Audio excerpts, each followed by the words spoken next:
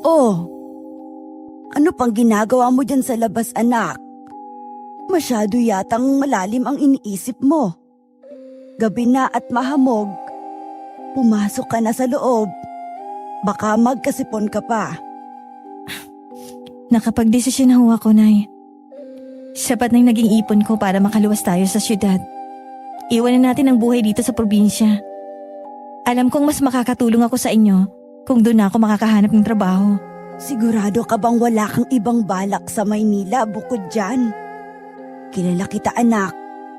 Alam niyo namang sinabi ko noon pa na hindi ko hahayaang hindi ko malaman kung ano ba talagang nangyari kay ate. Kung bakit hindi na siya nakauwi sa atin. Anak, 3 taon na rin ang nakalilipas. Alam mo naman ang ugali ng ate mo, hindi ba? Nagkaroon kami ng pagtatalo nung huli natin siyang makausap dahil pinauuwi na namin siya rito dahil nagkakasakit na siya ron sa Maynila. Pero nagmatigas siya. Baka talagang kinalimutan na lang tayo ng ate mo. Alam kong hindi niya kayang gawin yun, Nay. Alam kong may iba pang rason.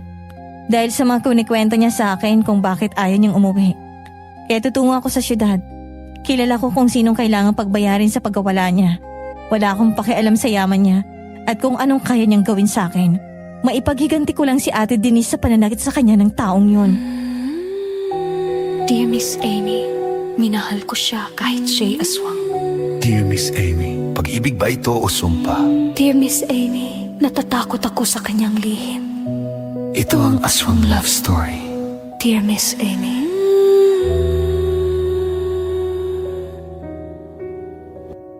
Naniniwala ka bang may mga aswang na rin sa syudad? Paano kung ang inakala mong isang kalaban ay isa rin palang biktima ng panlilinlang at kasamaan? Hihingi ka ba ng tawad dahil sa mga bagay na ginawa mo? O maninindigan ka sa isinisigaw ng isip mo na masama pa rin siya dahil isa siyang aswang? Kung may kasagutan ka, paki-comment naman po sa ibaba at magbabasa ako. Kung gusto niyong malaman kung anong nangyari matapos mamuo ang tensyon sa pagitan namin ni Nanay, pakinggan niyo ang kwentong ito hanggang dulo. Tiyak na bukod sa magugulat kayo sa mga magiging revelasyon, ay maaaring kapulutan niyo rin ito ng aral. Magandang araw, Miss Amy, at sa lahat ng mga nakikinig dito sa ating pinakabagong channel. Itago niyo na lang po ako sa pangalang Daniela. At nangyari po ito, 15 taon na rin ang nakakalipas. 25 anyos ako nung mga panahong yon. Nagtrabaho ang aking ate Denise sa Maynila bilang sekretarya sa isang malaking kumpanya. Dahil 2 lang kami magkapatid, sa akin siya madalas magsabi ng mga sikreto niya. May gusto siya sa kanyang boss, pero hindi raw siya nito pinapansin at masyadong abala sa trabaho. Hanggang isang gabing overtime sila sa daming kailangang asikasuhin. Naiwan silang 2 magkasama. At sa hindi malamang dahilan, naging mapusok ang boss niya sa kanya at may nangyari sa kanilang 2. Akala niya raw, doon na magsisimula ang lahat. Pero nang sumunod na araw, tila parang wala lang daw nangyari kung umakto ang boss niya. Kalaunan, nabuntis siya. Sinabi niya yon pero tinawag siyang baliw nito. Pagkatapos nun, wala na ako narinig kay ate at hindi ko na alam kung anong nangyari sa kanya. Kaya naman ipinangako ko sa sarili ko na ipaghihiganti ko siya sa lalaking nanakit sa kanya. Kahit ano pang estado nito sa buhay. At doon, sa puso kong sinilaban ko ng galit at kagustuhang makapaghiganti. Hindi ko alam na inilagay ko na rin pala sa alanganin ng sarili kong buhay dahil sa mga bagay na matutuklasan ko.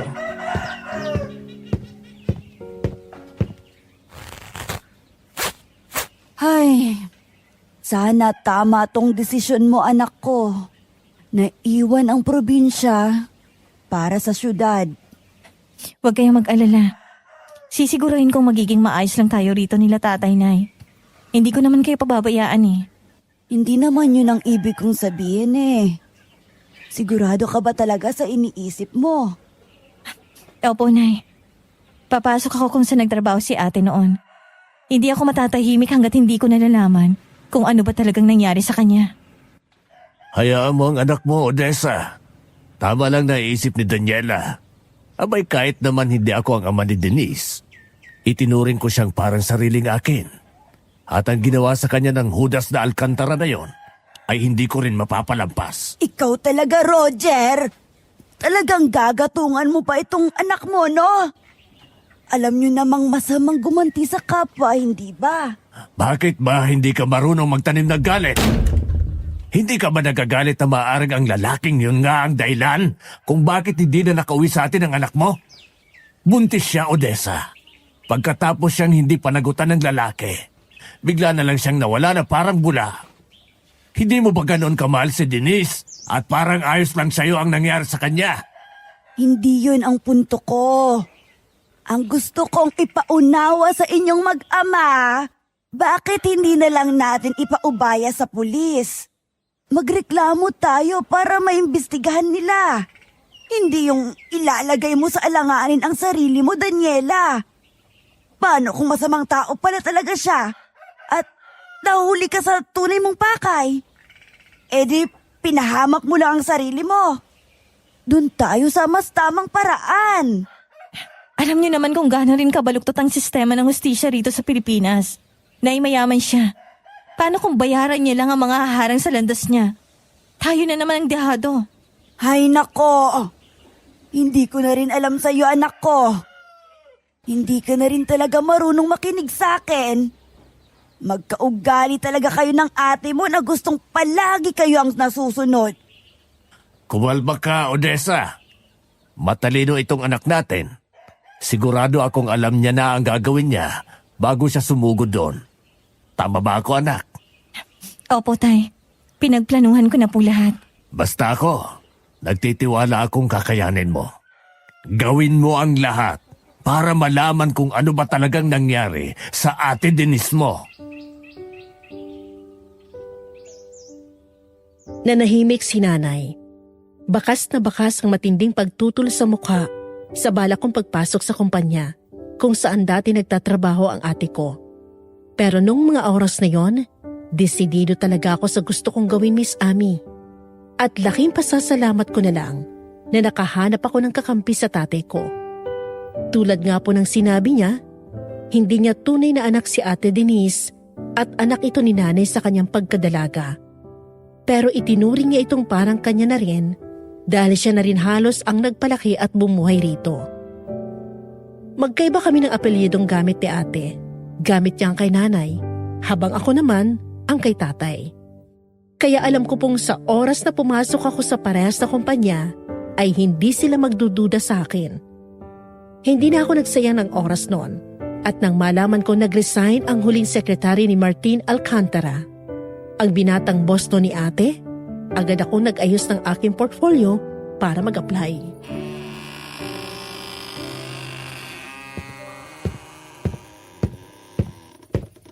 Talaga bang hindi ka na magpapapigil, anak ko?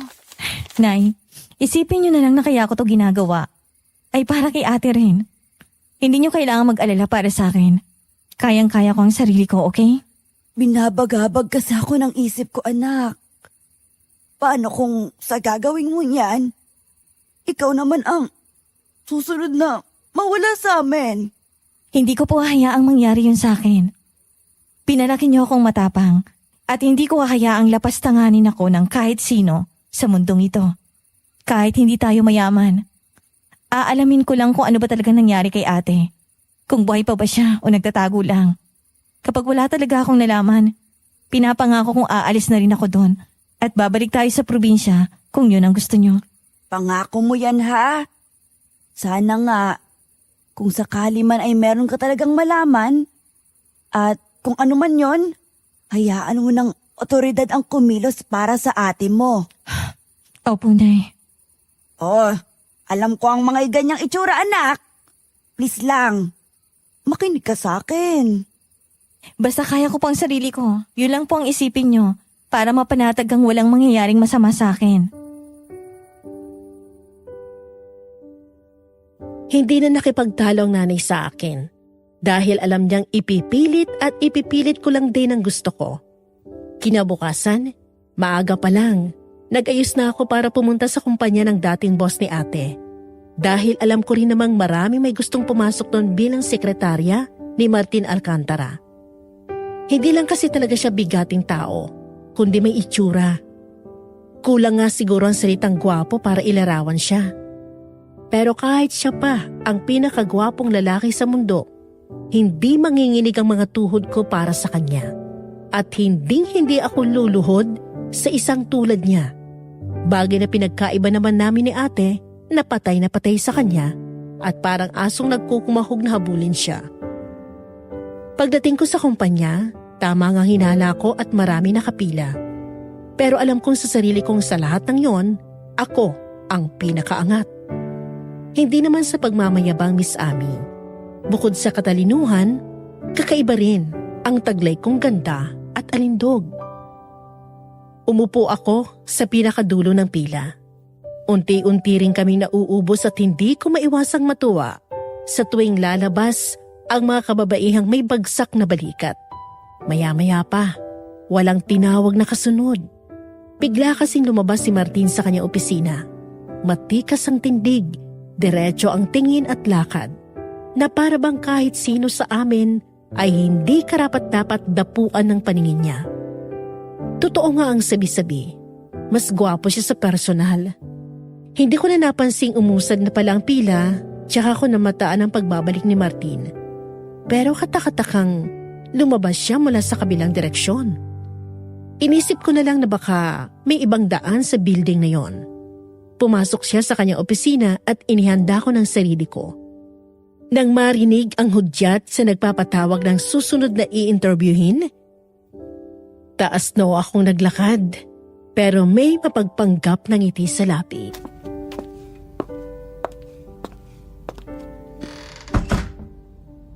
Good morning, sir. Good morning, Miss Daniela Sandoval. Please give me a minute to scan your resume and portfolio. Sure, sir. Bakit hindi ka pa umupo? I'm not going to occupy the seat. Unless you say so, sir. Yeah, right. You're incredibly different from the other applicants. I'll take that as a compliment. You should. Anyway, have a seat while I'm reading this. Thank you and take your time, Sir Alcantara. So, galing ka sa probinsya? Anong naisip mo at bakit sumubok ka rito sa Maynila? Naniniwala kasi akong mas marami at mas malaki ang oportunidad dito sa probinsya. Well, tama ka naman. But what makes you think that our company will accept someone like you who came from the province and doesn't have any experience working in the corporate world? Malaking company itong pinapasok mo. Anong advantage mo sa iba na marami nang napatunayan dito sa syudad?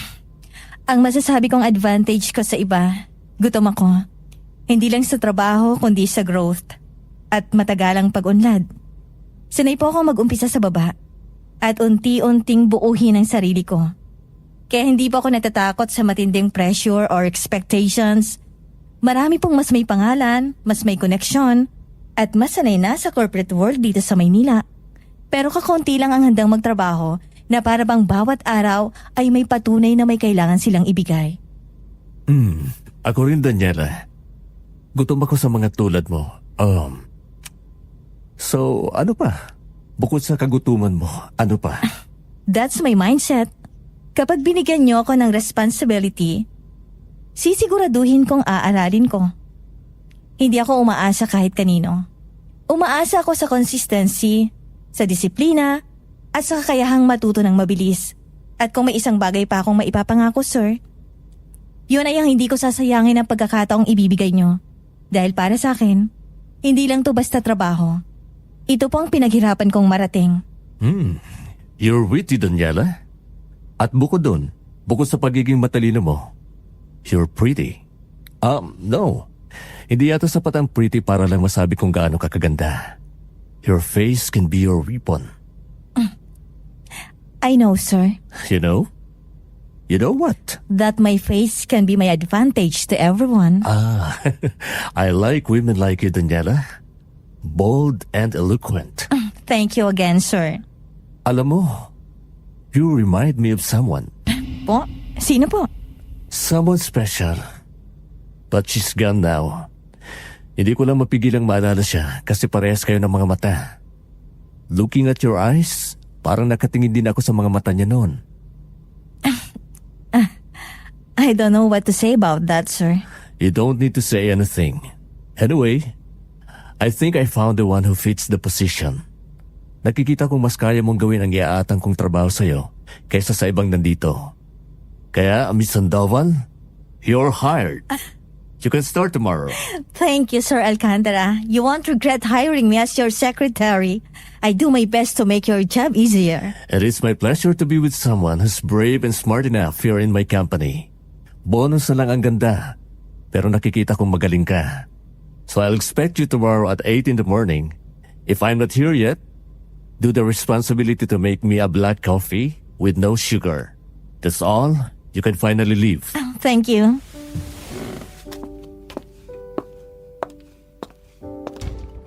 Ramdam ko ang tagumpay sa kaibuturan ng dibdib ko habang nakikipagkamay ako sa lalaki, Miss Amy. Nagtagal pang hawak niya sa kamay ko habang may malagkit siyang tingin sa akin. Nang mapansin niya yatang wala akong balak na magpatalo sa kanya, ay siya na rin mismo ang naunang bumitaw. Pagkaapak ko sa labas ng opisina niya, ginitian ko pa ang mga babaeng natira, tsaka ako mayabang na sinabing pwede na silang umuwi dahil ako na ang nakuha nilang bagong sekretarya. Pagka-uwi ko naman sa bahay, masaya ko pang ibinida kina nani at tatay ang pagkakuha ko sa trabaho. Bukod naman talaga sa balak kong magmanman, alam kong malaki rin ang magiging sahod ko at talagang makakatulong sa amin. Kinabukasan, 7:00 pa lang, nasa company na ako. Magilo ko pang sinabi sa guard na ako ang bagong sekretary. Sarado pa opisina kaya naman naupo muna ako sa isang tabi at iniligid ang tingin sa paligid. Maya-maya pa, narinig ko na ang maotoridad na tunog ng yabag ng mamahaling sapatos at tama nga ako nang mag-angat ang tingin sa boss kong si Martin Alcantara. Good morning, sir. Good morning. What are you doing here this early? I'm not accepting applicants till 10. Ha? Pero tinanggap niyo po ako kahapon, sir. What? Hindi ko matandang na-interview kita. Are you sure? Kasi sa pagkakatanda ko, wala pa akong na-hire. Sigurado po ako. Hindi naman ako si Raulo para basta na lang magpunta rito at pumasok na secretary niyo. Kung hindi niyo naman ako in-interview. What's your name again? Kung matatandaan ko? Daniela, sir. Daniela Sandoval. I had an applicant yesterday who has the same surname as you. But her name is Nika, not Daniela. Kung natatandaan niyo po yung in-interview niyo pagbalik niyo, matapos yung lumabas ng mga bandang 10:00, ako po yon. You hired me. Pinaalis ko pa nga po yung ibang nakapili. You did that? Kaya ba nawalang ibang aplikante dahil sa'yo? I knew it. Sige, since nandito ka na lang din naman at kiniklaim mo nang na-hire ka na kahapon, sige. Ikaw nang magiging bagong sekretarya ko. Pinagtitiripan niyo ba ako, sir? Tinanggap niyo naman talaga ako kahapon. Oo na. I was just confused. Siguro nakalimutan ko lang sa dami ng ginagawa ko. Iniwan mo naman siguro yung portfolio mo, di ba? I'll scan that again. Now, ang una mong gagawin ay... Ipagtimpla ka ng black coffee na walang asukal. Yes. At pagkatapos, lahat ng darating na aplikante, pauwiin mo na dahil nandito ka na. Understood? Yes, sir. I will get your coffee first. Naguguluhan ako nung mga sandaling yon, Miss Amy. Sa itsura ni Martin, parang hindi niya talaga ako natatandaan. At napansin ko rin kung paanong parang iba ang dating ng pananalita niya kaysa nung una ko siya makausap. Gayunpaman, hindi ko na lang yun lubos na inintindi. Nagsimula akong ipagtimpla siya ng kape habang may mga bagay na tumatakbo sa isip ko. Ang sabi niya, pwede ko raw maging santata ang kagandahan ko. Kaya yun mismo ang gagamitin ko laban sa kanya. Para mahulog siya sa patibong ko. Kukunin ko ang loob niya nang sa gayon, hindi siya magduda sa akin at magkakaroon ako ng pagkakataong mapasok ang mas personal niyang buhay kaysa trabaho. Alam kong kapag nagawa ko yon, mas mataas ang tsansang malaman ko ang nangyari sa ate Denise ko.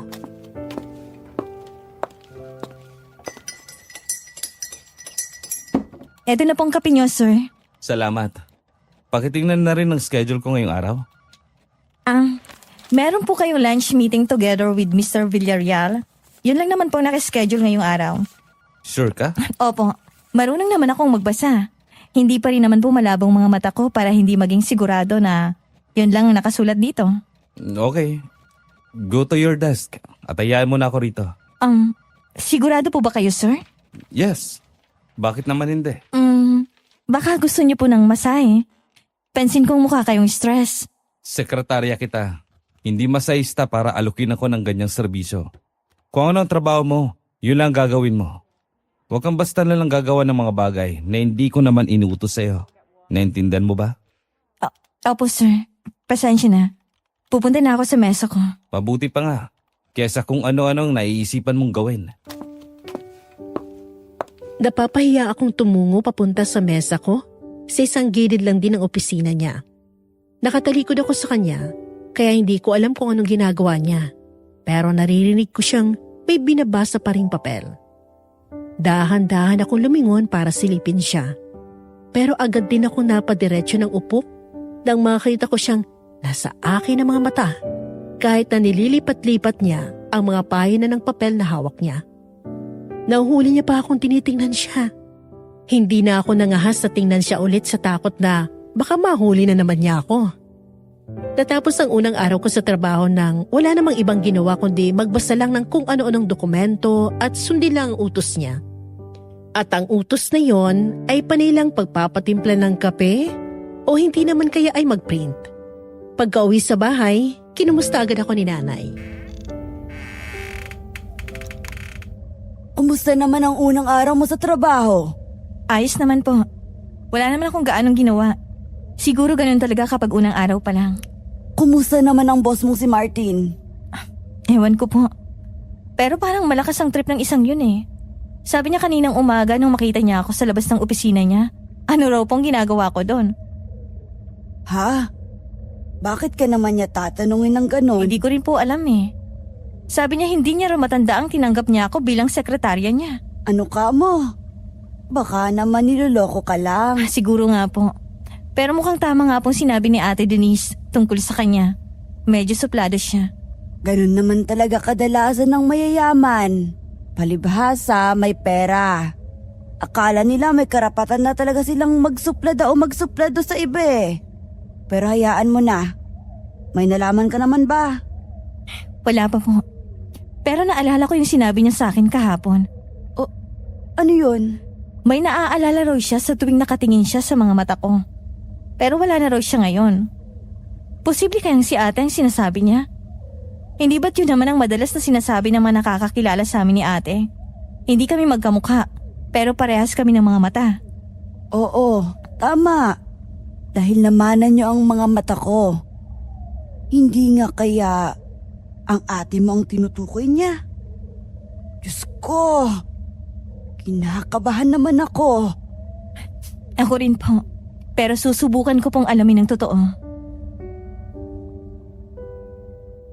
Lumipas ang mga araw na hindi naman naging mabigat ang trabaho ko bilang bagong sekretarya ni Martin Alcantara.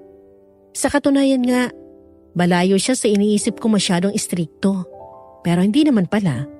Yun nga lang, medyo hirap akong gawin ang mga plano ko dahil masyado siyang mailap.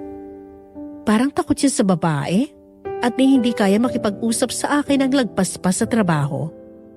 Isang araw, baha ako ng mga gawain dahil sa mga dokumentong pinapahanap niya sa akin sa archive room.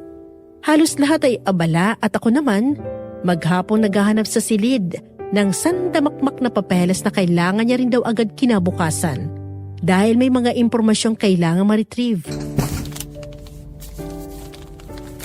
It's 7, Daniela. Kung hindi mo talaga mahanap, huwag mo nang pilitin. Ako na lang mag-i-stay dito. Konti na lang naman ang hinahanap ko, sir. Ayos lang. Are you sure? Gabi na. Baka gusto mo nang umuwi. Ayos lang po ako. Hahanapin ko lahat ng kailangan mo. Okay. Kung kailangan mo ng tulong kuhanin ng mga nasa taas na kahon, nandito lang naman ako sa labas. Tawagin mo na lang ako. At may mga hinahanap pa rin ako rito. Sige po, sir. Salamat. Hindi ko naman talaga gustong mag-overtime, Miss Ami. Pero kinuha ko ang pagkakataong yon para makahanap sa mga papeles ng mga dokumentong may kinalaman sa ate ko. Kahit na parang medyo malabo ang ginagawa ko. Sadyang mataas ang pag-asa ko eh. Lumipas pa ang oras, pag-aalas 9 na noon. Nakaramdam ako bigla ng lamig at bahagyang napatigil nang may kumalabog sa bintana kung saan kitang-kita ang liwanag ng syudad. Nakalimutan ko pala itong isara kanina. Sa gabi lang maganda rito. Kapag ganito kagandang mga ilaw, buhay na buhay kahit gabi na. Nasaan ka na kaya, ate? Sana mali lahat ng iniisip ko. Sana nga nagpakalayo-layo ka na lang. Sana okay lang kayo ng baby mo. Kung sakaling buhay ka pa nga talaga. Bigyan mo naman ako ng sign. Hirap mong hanapin eh. Matapos kong magsenti sa harap ng bintana, bumalik na ako sa pagkalkal ng mga dokumento. Inuubo na ako sa kapal ng alikabok ng mga yon, pero itinuloy ko pa rin. Hanggang sa maya-maya pa, nawalan bigla ng kuryente. Napahinto ako sa ginagawa at agad na kumapit sa isang stante bilang suporta sa paglalakad palapit sa pinto. Naramdaman kong may mabilis na dumaan sa gilid ko, pero hindi ko nagawang makita dahil sa dilim. Agad akong tumakbo kasi medyo kinakabahan ako sa nangyayari. Sinubukan kong ipihit ang siradora, pero hindi yun bumukas, dahilan para mas tumigli ang kaba ko. Parang may mas malakas na puwersang nasa kabilang pinto para hindi ako makalabas.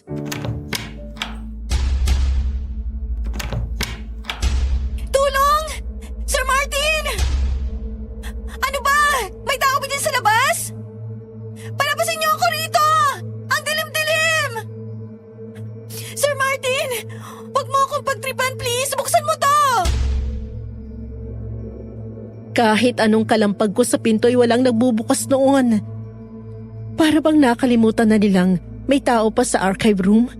Hindi pa rin bumabalik ang kuryente at habang mas nagtatagal ako sa loob noon ay mas kinakabahan ako. Habang abala ako sa pagsigaw at paghingi ng tulong, isang nakakakilabot na haplos ang naramdaman ko sa binti ko pataas sa hita. Naistatwa na lang ako sa kinatatayuan habang sobrang lakas ng pundol sa dibdib ko. Ayaw ko man sanang lumingon sa likod, pero kailangan ko makita kung sino ang gumawa nun sa akin. Dahan-dahan kong pinihit ang ulo ko, pero wala akong nakita. Pero ramdam ko pa rin ang lamig at gaspang ng kamay na nakahawak sa binti ko. Pagbaba ko ng tingin, doon na ako napasigaw na para bang mapapatid ang lalamunan ko. Isang nilalang nakaupo at nakatingala sa akin, walang ilaw.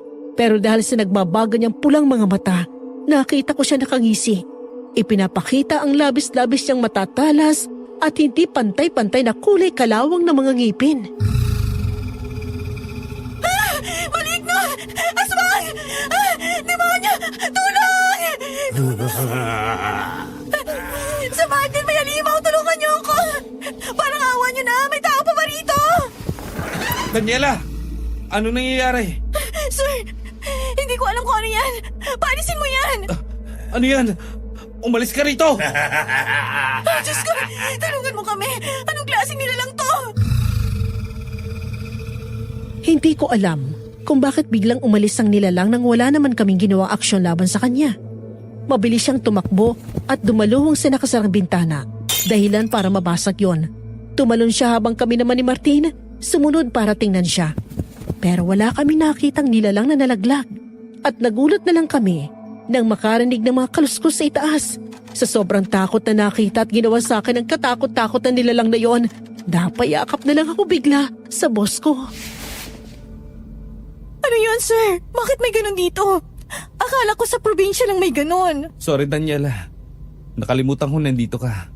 May nangyayari kasing kumusyon sa labas bago nawala ng kuryente. May power naman sa ibang building. Bakit dito lang sa atin wala? Nakatanggap ako ng report na may nananadyang patayin ng kuryente natin dito. Pinatitingnan ko na. Also, magpapaikot ako ng mga tauhan dito. Baka nandito pa ang nilalang na yun. Mahirap na. At baka makapambiktima pa. Bakit mo naman kinalimutan na nandito ako? Ang dilim-dilim. Kaya siguro kumalabog ang bintana kasi pumasok yun nang hindi ko napapansin. You're safe now. Kumalma ka na. Hindi ko sinasadyang iwan ka rito. Mabuti nga't naalala pa kita kung hindi. Malamang patay na ako. Hindi ko nahayaang mangyari pa ulit yun. Ang alin? Ang ibig kong sabihin, ito. Hindi ko na ulit hayaang mangyari pa to. Gusto ko nang umuwi. Halika na. Lumabas na tayo. Bukas na lang natin to ituloy. Bakit ba hindi pa rin bumabalik ang kuryente? Wala ba kang emergency lights dito? Inaayos na. Sakto naman paglabas namin ng silid na yon. Bumalik na ang liwanag ng paligid. Medyo sumakit pang mata ko. Pero ang unang sumalubong sa akin ay ang mukha ni Martin na mukhang labis ang pag-aalala. Hindi ko na lang yon pinansin at kinuha ko ng mga gamit ko. Hindi na rin ako nakipagtalo nang mag-alok siyang ihahatid na ako pauwi. Dahil sa totoo lang po, Miss Amy, pagod at nawalan ako ng gana dahil sa nangyari. Nagpasalamat pa rin naman ako nang maihatid niya ako hanggang sa bahay. Nadatnan ko naman ang nanay at tatay kong alalang naghihintay sa akin sa tapat ng pinto. Oh, anak. Hindi ka nagsabing gagabihin ka ng uwi. Pasensya, nanay. Marami kasing ginawa sa opisina ngayon. Kumain ka na ba? Ipaghahain kita. Hindi na po. Pagod ako. Gusto ko na magpahinga.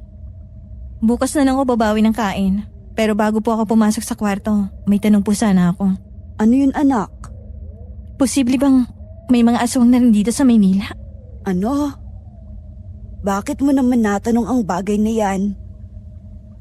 Imposibleng makarating ang mga tulad nila rito dahil mahihirapan silang mamuhay ng normal. Di gaya sa probinsya. Pero hindi pa rin imposible, Odessa. Naniniwala naman akong kahit saan dito sa Pilipinas may aswang. Bakit mo nga ba natanong yan, anak? Kanina po kasi, habang nasa archive room ako, may nilalang na bigla na lang sumulpot sa likod ko. Hanggang ngayon nga, ramdam ko pa rin yung malamig niyang kamay sa hita ko. Tapos pulang-pula yung mata niya. Sobrang talas din ng mga ngipin. Buti hindi ako nasakmal. Sigurado ka ba dyan, anak? Anong ginawa mo para mapaalis? Dumating ho si Sir Martin. Hindi ko rin alam kung bakit dahil lang sa pagdating niya umalis na yung aswang. Kung ganon, mukhang delikado rin pala ron. Ang mga aswang talaga. Basta't gusto nilang makapambiktima, gagawa at gagawa sila ng paraan kung gugustuhin nila. Mas mainam sigurong lagi kang magbabaon ng asin at bawang. Itali mo sa bewang mo. Abay, hindi! Mas makakabuti kung umalis na siya ron ngayon. Huwag ka nang bumalik doon, ha? Mag-resign ka na. Nay, hindi pwede. Hindi ko pa nagagawa ang plano ko. Kailangan kong akitin si Martin. Kailangan kong mapasok ang personal niyang buhay sa labas ng trabaho. Malakas ang kutob kong sa ganong paraan. Malalaman ko kung ano ba talagang nangyari kay ate at bigla siyang nawala. Talaga bang ganyan mo kagustong ipahamak ang sarili mo, ha? Hindi ho aswang ang makakapigil sa aking malaman ng totoong nangyari sa ate ko. Papasok na ho ako sa kwarto. Pagod na ako masyado para makipagtalo pa. Bukas na lang po tayo ulit mag-usap. Hindi ko na hinintay pang may masabi sa akin si nanay. Tinuloy ko ang planong kuhanin ang loob ni Martin kahit na parang nakikipaglaro ako sa apoy. Wala akong pakialam kahit na ramdam kong wala siyang pakialam sa kahit na anong pagpapakita ko ng motibo. Malayong malayo sa ugali ng Martin na una ko nakausap na sinabi kong gaano ko kaganda. Hanggang sa naisip ko na kung hindi ko siya madaan sa ganda, dadaanin ko na lang siya sa pag-aalala at pagmamalasakit. Bagay na mahirap gawin para sa akin, pero kailangan. Hindi pa po ba kayo kakain, sir? Tanghali na. Baka malipasan na kayo ng gutom. No, I'll skip lunch.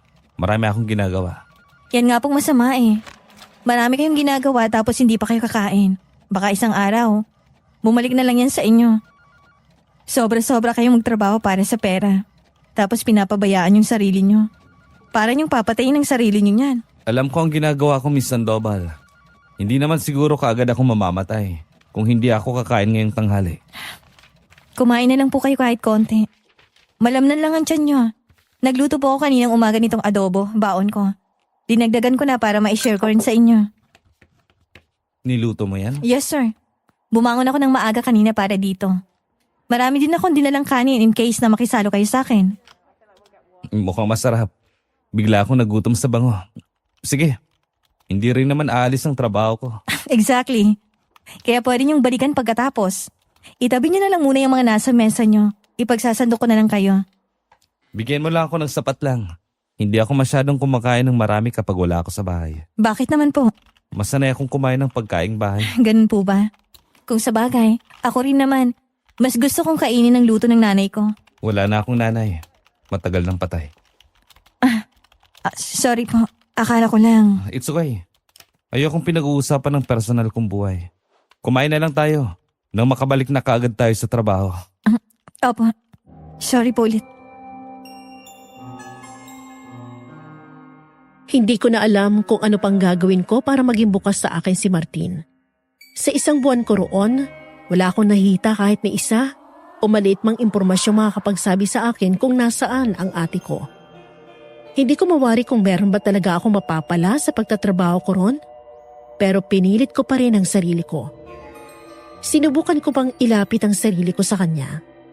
Minsan, nagkikwento na ako sa kanya ng kung ano-ano tungkol sa buhay ko, sa paghasang siya rin ay magagawa yun sa akin. Nagsuot na rin ako ng ubod ng sexy na damit para tingnan kung maaakit siya. Pero sinita niya lang ako dahil labag daw yun sa dress code. Next time, huwag ka magsusuot ng ganyang klase ng damit. You're getting too much attention. Po? Nakita kong pinagtitinginan ka kanina ng mga lalaki habang naglalakad tayo sa hallway. Nadidistract ako. Lahat ng mga damit mong ganyan ng estilo, huwag mo nang subukang suotin. Opo sir, pasensya na po. Ano bang baon mo ngayon? Kalderetang baboy po. Luto ng nanay ko. Pwede ko bang tikman? Nasarapan ako sa luto mong adobo nung nakaraan eh. Ay ito, ikaw ulit ang nagluto ng ulam mo ngayon. Okay lang sir, marami naman to. Tsaka mas masarap magluto ang nanay ko kaysa sa akin. Is that so? O sige, mabuting kumain muna tayo bago tayo tumulak paalis papuntang site ng bago kong tinatayo ang negosyo. Sige po, kumuha na lang kayo rito. Hindi mo ba ako ipagsasando? Ay, oo nga po pala. Sige, ako na po. Tila ibang Martin ang kasama ko ng mga oras na yon. Yun kasi ang unang beses na parang hindi siya astang boss, kundi isang normal na katrabaho lang ding nanghihingi ng ulam sa kasama. Tahimik siyang kumain. Hanggang sa halos pamulhan ako ng mukha sa sinabi niyang mas masarap daw ang luto ko kaysa kay nanay. Pagkatapos namin kumain, tumulak na kami paalis. Parehas kami nakaupo sa backseat habang nagmamaneho si Mang Romeo, ang driver ni Martin. Siya nga pala, sir. Wala po ba talaga kayong nararamdamang kakaiba sa bahay niyo? Hindi ko alam kung may nakapagsabi na ba nito sa inyo. Pero nung nakaraang gabi kasi, may kakaiba akong nakita. Ano ho yun, Mang Romeo? Wala naman akong nararamdaman. Kasi, di ba minsan, may mga pagkakataong hindi talaga ako makakatulog kaya mag-isa akong umiinom eh. Nasa likod ako ng bahay noon. Medyo lasing na pero alam ko pa naman ang ginagawa ko at saka yung nangyayari sa paligid. May narinig kasi akong malakas na kalabog. Galing doon sa labahan. Kaya pinuntahan ko. Tapos ho? Maniwala kayo, sir. Hindi pa talaga ako lasing kaya alam ko kung anong nakita ko. May aswang na nakasabit sa bintana. Doon mismo sa tapat ng kwarto ni Sir Manuel. Nung tinawag ko, biglang tumalon sa harap ko. Dala na lang po yan ang kalasingan nyo. Wala namang sinasabi sa akin ng papa tungkol dyan. Hindi, sir. Tandang-tanda ko pa nga ang itsura niya eh. Hindi ko akalain makakakita ko noon sa tanang buhay ko. Akala ko alamat lang sila galing probinsya. Pero pula ang mata. Mabalahibong kulay itim. Sobrang haba ng kuko tapos ganun din yung mga ngipin. Nung sagpangin niya na sana ako, hinampas ko ang mukha niya nung buting hawak ko. Parang katulad nung aswang na nakita ko sa archive room. Ano ma'am? Nakakita ka rin? Grabe ha. Totoo talaga ang sinabi ko, sir. Dumugo pa nga yung mukha niya, kulay itim. Tapos umangil siya na malakas bago umalis. Ayun daw ang narinig ng mga kasambahay kaya rin sila napabangon. Hindi ko alam kung bakit hindi mo yun alam. Nasaan ka ba nun, sir? Nagkagul pa nga kami eh. Hindi ko alam. Hindi ko na matandaan kung nasaan ako nun. Bakit parang may gusto sa'yo o sa pamilya niyong aswang na yun? Anong maaaring dahilan? Una sa company. Ngayon naman po sa bahay niyo. Hindi ko rin alam, Daniela. Wala akong alam tungkol sa kanila. Hindi ko na rin maintindihan kung anong posibleng dahilan. Kung ako sa inyo, sir, i-publish nyo ang bahay nyo, pati yung building para hindi makapasok. Lagyan nyo rin ang mga pangunta. May magaganon sa probinsya. Di ba, Ma'am Daniela? Opo. Ikukonsulta ko muna ang bagay na yun kay Papa. Salamat, Mang Romeo. Nabuhay ang takot ko sa Maynila. Na kahit nasa syudad ka pala, kaya ka rin sundan ng mga nilalang na akala mo'y nasa probinsya lang, Miss Ami. Kasabay na pag-iisip ko tungkol kay ate, ay ang tungkol sa aswang at kung ano bang atraso sa kanya ng mga alkantara para bulabugin niya ang mga ito. Hindi lang sa kumpanya, kundi pati na rin mismo sa bahay nila. Akala ko hanggang dun lang ang gagawing pananakot ng aswang. Hanggang sa isang gabi, pinamalas na nito kung gaano siya kademonyo. Miss Sandoval, pwede ba kitang utusan sa baba? Utusan ko sana si Mang Romeo. Nag-text kasi siya sa akin kanina na naghihintay pa siya sa baba. Alam mo namang nagdadala ako ng driver kapag ginagabi na. Hindi kasi siya sumasagot sa tawag ko eh. Magpapabili sana ako ng pagkain. Ikaw na lang magsabi sa kanya kapag nakita mo siya. Sige po, sir. Mag-ingat ka. Kapag wala siya doon, ikaw na lang bumili. Ayos lang ba? Opo, wala naman pong problema. Alam mo naman ang tsura ng kotse ko, di ba? Katukin mo na lang. Baka nakatulog na siya, kaya hindi sumasagot sa tawag ko. Mabilis akong tumalima sa utos niyang yon. Nang makababa ako sa parking lot, umihip ang napakalakas na hangin. Kaya naman napayakap na lang ako sa sarili ko. Pero kasabay ng hangin na yon, ang isang nakakasukang amoy. Masangsang na para bang may patay at nabubulok na hayop o bangkay ng tao. Napatakip ako sa ilong. Pero tinuloy ko ang paglalakad sa madilim na parking lot at tinahak kung saan madalas na nakapark ang kotse ni Martin. Hanggang sa marinig ko ang nakakabulaw na sigaw ni Mang Romeo mula sa malayo. Nagmadali ako hanggang sa naabutan ko siya sa loob ng kotse ni Martin. Hindi makalabas dahil sakal-sakal ng isang aswang.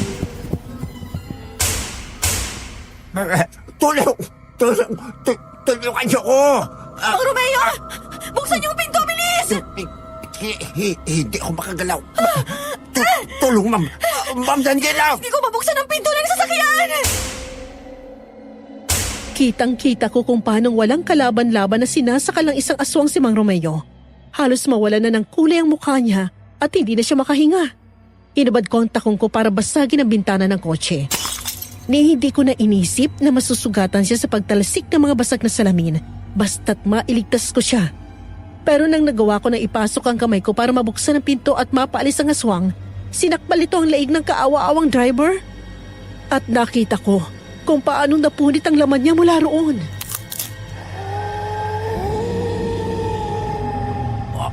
Mang Romeo! Oh, shit! Ano nangyari?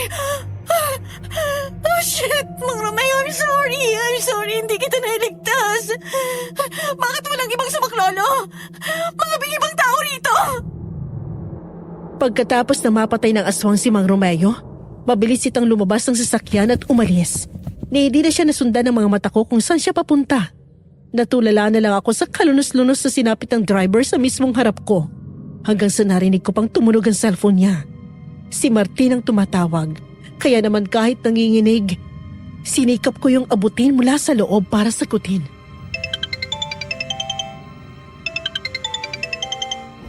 Hello, Mang Romeo? Nandiyan na ba si Daniela? Kanina pa kita tinatawagan, bakit hindi ka sumasagot? Sir Martin! Si Mang Romeo! Daniela? Bakit? Anong nangyari? Wala na siya. Pinatay siya ng aswang. Walang tumulong sa kanya. Ano? Sandali lang, bababa na ako. Hintayin mo ako dyan. Pakibilisan, natatakot na ako. Baka bumalik pa yun dito. Oo, sandali. Kumalma ka. Napaiyak na lang ako sa isang gilid habang nakatingin pa rin sa bangkay ni Mang Romeo na nananatiling bukas sa mga mata. Bakas dito matinding takot at paghingi ng saklolo. Bagay na hindi ko nagawa kahit na sinubukan ko ang kaya ko para iligtas siya. Ako ang nakakita kaya hindi ko maiwasang sisihin ang sarili ko na kulang pa ang ginawa ko. Daniela! Mang Romeo! Sir, wala akong nagawa. Hindi ko siya nailigtas. Huminahon ka, Daniela. Hindi mo kasalanan ang nangyari. Tumawag na ako ng mga pulis. Ano nang mangyayari? Baka akong sisihin nila. Baka ako ang maging suspect. Sumisigaw siya pero parang walang nakakarinig, walang lumapit. Walang ibang nakakita kundi ako lang. Hindi ka nila pagbibintangan. May CCTV rito, okay? Kumalma ka. Alam kong wala kang ginawa. Alam ko ring sinubukan mo siyang tulungan. Nagawa mong basagin ang salamin ng kotse. Sadyang mas mabilis lang kumilos ang aswang. Pero ano ba talagang gusto ng aswang na yun? Ano bang meron sa inyo? Hindi ko rin alam kung anong motibo ng aswang na yon. At kami ang pinupunteriya niya. Pero hindi ko nahayaang magawa niya pa ulit ito. Hindi natin alam kung sino ang susunod. Kailangan mo ng kumilos. Hindi mo alam kung kailan siya susunod na susugod. Oo, Daniela. Alam ko ang gagawin ko.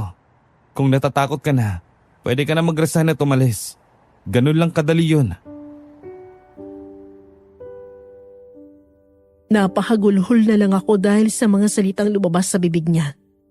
Napailing ako at hindi na alam kung ano pang isasagot hanggang sa hilahin niya ako para sa isang yakap.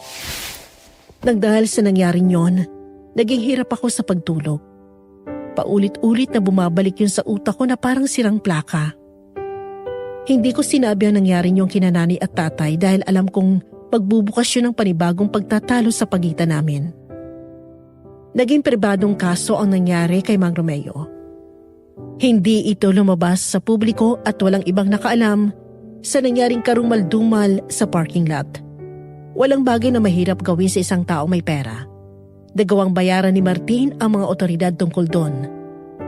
Maging ang pamilya ni Mang Romeo na binigyan niya ng milyon. Yun ang dahilan kung bakit mas sumiklab ang galit ko para sa lalaki sa kabila ng kabaitang ipinapakita niya para sa akin.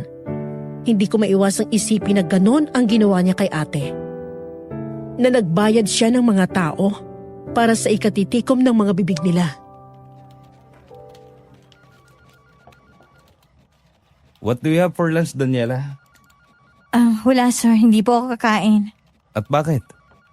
Akala ko ba masamang hindi ko makain, lalo na kapag nagtatrabaho? Wala lang po talaga akong gana ngayon. Inaalala mo pa rin ba nangyari kay Mang Romeo? Sabi ko naman sa'yo, pwede ka na mag-resign kung yun ang magbibigay ng kapanatagan sa'yo. Kailangan ko po tong trabaho na to. Sadyang hindi ko lang talaga makalimutan yung nangyari. Kahit ako man.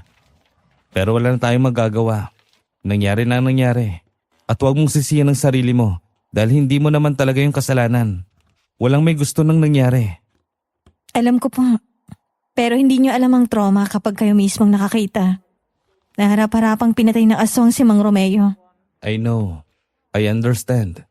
Pero please, huwag mo namang pahirapan ang sarili mo ng ganito. Kung ayaw mong umalis dito sa kumpanya ko, pero natatakot ka, paano ko aalisin ang takot mo? Anong kailangan kong gawin? Ang kailangan mong gawin ay siguruhing hindi na makakapambiktima pang aswang na yun. Ginagawa ko na. Marami ng bantay sa labas, umaga man o gabi.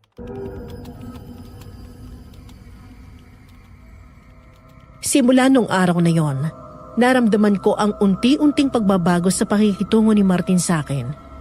Hindi ko itatanggi na sa kabila ng takot ko sa kanya, dahil sa hinalang siya ang dahilan sa pagkawala ng ate ko, ay tila may pinto ng pag-asa na bumubukas para mas mapalapit ako sa kanya.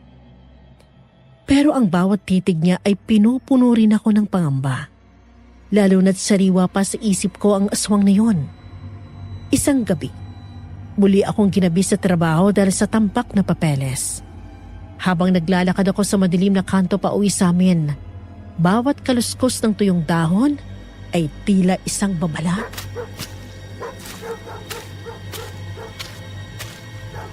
Huminto ako at tumingon sa likuran.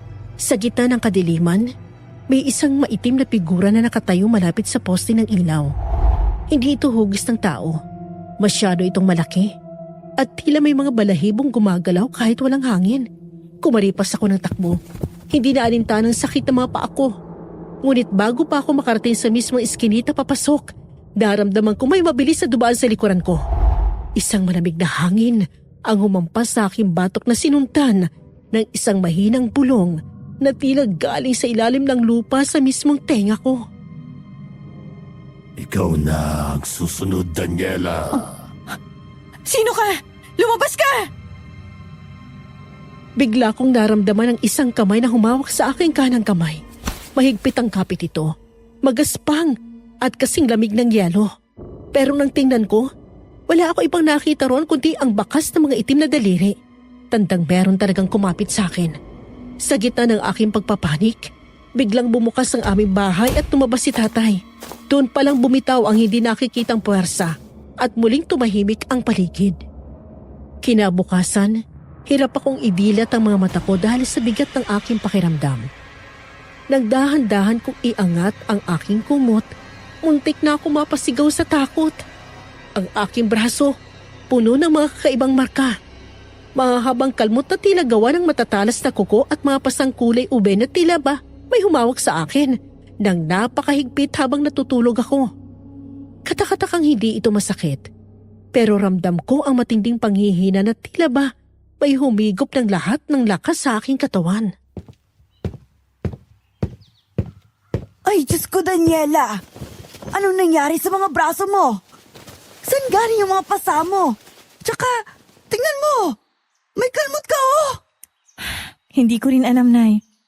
Nagising na lang po ako na ganito ng itsura ko. Ano? Pwede ba yung sinasabi mo? Hindi ka papasok ngayon. Mukha ka ring matamlay at namumutla ka. Ipatitingin kita sa albularyo at baka merong may kursunada sa yung hindi makitang nilalang. Saan ka makakahanap ng albularyo rito sa Maynila, Nay? Tsaka kailangan kong pumasok. Malapit na akong may malaman tungkol kay Ate Denise. Hindi ako pwedeng huminto ngayon. Pero anak, namumutla ka, oh. At halos hindi ka makatayo ng diretsyo. Daniela, makinig ka naman sa akin kahit ngayon lang. Kaya ko ang sarili ko, Nay. Mag-aayos lang ako at aalis na rin pagkatapos. Sa kabila ng pagtutol ni nanay, pinilit kong isuot ang aking blazer para itago ang mga marka sa aking balat. Pagdating ko sa opisina, bawat hakbang ko, parang may nakadagan sa aking balikat. Nang pumasok ako sa loob, agad akong sinalubong ng mapanuring tingin ng aking boss. Daniela, are you okay? Bakit ganyan ang itsura mo? Mukha kang matamlay at may dinaramdam. Ayos lang po ako, sir. Marami lang po sigurong iniisip kaya hindi masyadong nakatulog. Matamlay kasi puyat. Hindi ka maayos. Namumutla ka. At parang wala ka sa sarili mo. Gusto mo bang ihatid na kita pa uwi para makapagpahinga ka na? Sabi ko po kaya ko. Marami tayong kailangan tapusing dokumento ngayon, diba? Huwag niyo na lang po akong intindihin. Kapapasok ko lang pauuwi niyo agad ako. Nagmamatigas ka na naman. Mukha kang mawawalan ng malay anumang oras oh. Hindi ko naman babawasan ang sahod mo kung uuwi ka na. Mas maigi magpahinga ka kaysa pilitin ang sarili mo. Hindi po ako hihimatingin. Magtitimpla lang ako ng kape at magiging okay na rin ako pagkatapos nito. Ayoko umuwi. Hindi niyo ako mapipilit. Tinalikuran ko siya para hindi niya mahalata ang panginginig ng aking mga kamay habang hawak ang baso. Sa bawat segundong lumilipas, mas lalong bumibigat ang pakiramdam ko. At tila may mga matang nakatingin sa akin mula sa kung saan. Napansin kong muli ang kanyang mapanuring tingin. Tila binabasa ang bawat kilos ko. Kaya agad ako nag-iwas ng tingin at nagkunwaring abala sa mga papel sa aking mesa. Sa huli, wala na rin siyang nagawa. Kahit halatang ayaw niya akong utusan nung araw na yon, napilitan siyang may ipaabot sa akin dahil hindi niya maalis ang mata niya sa laptop niya. Daniela, may mga lumang folder pa dun sa desk na nasa sulok. Kunin mo ang mga records dun. Kailangan kong listahan ng mga dating empleyado. Mula 3 taon nang nakakalipas. Opo sir, sandali lang po. Makikita mo naman ang date sa ibabaw. Ano to? Teka, kay ate to ah. Ako nagbigay nito sa kanya. Nang buksan ko ang drawer sa pinakailalim, napatigil ako. Sa gitna ng mga nagliliparang alikabok at lumang dokumento, may isang bagay na kuminang. Dahan-dahan kong kinuha ang isang silver na bracelet. Kilalang kilala ko yon, Miss Amy. Yun ang bracelet na iniregalo ko kay Ate Denise bago siya lumuwas ng Maynila. May maliit itong pendant na hugis puso na may ukit ng kanyang initials. Binundol na matinding kabang dibdib ko at tila tumigil ang pag-inog ng mundo ko. Daniela, nahanap mo na ba? Oh, ano bang tinitingnan mo dyan? Opo sir, marami na pong nakatambak na papel dito. Sigurado ka bang ayos ka lang? Parang namumutla ka na naman. Ayos lang po ako sir. Nakita ko na po ang hinahanap nyo. Papagpagan ko lang muna at napuno ng alikabok sa tagal na yatang nakaimbak dito. Huwag na. Hayaan mo nang ako na magpagpag. At baka magkasakit ka pa sa gagawin mo. Sige po sir, heto po. Ayan na po yan lahat. Mabilis kong isinilid ang bracelet sa bulsa ko at pilit na kinalmang aking sarili. Tikom ang aking bibig habang naglalakad pabalik sa sariling mesa. Pero sa loob ko ay nag-aalabang galit. Mas lalong sumisidhi ang aking kagustuhan na mapabagsak si Martin dahil sigurado na ako may kilalaman siya sa pagkawala ni ate. Buo na ang plano ko. Gagamitin ko ang bawat hibla ng aking ganda at bawat tamis ng aking salita para mapaibig si Martin. Paaamuhin kong halimaw. Kukunin ang lahat ng impormasyon. At kapag nakakuha ko ng tiwala niya, dahan-dahan ko siyang uubusin hanggang sa wala nang matira sa kanyang kapangyarihan. Yun ang kabayaran sa buhay ni Ate Denise.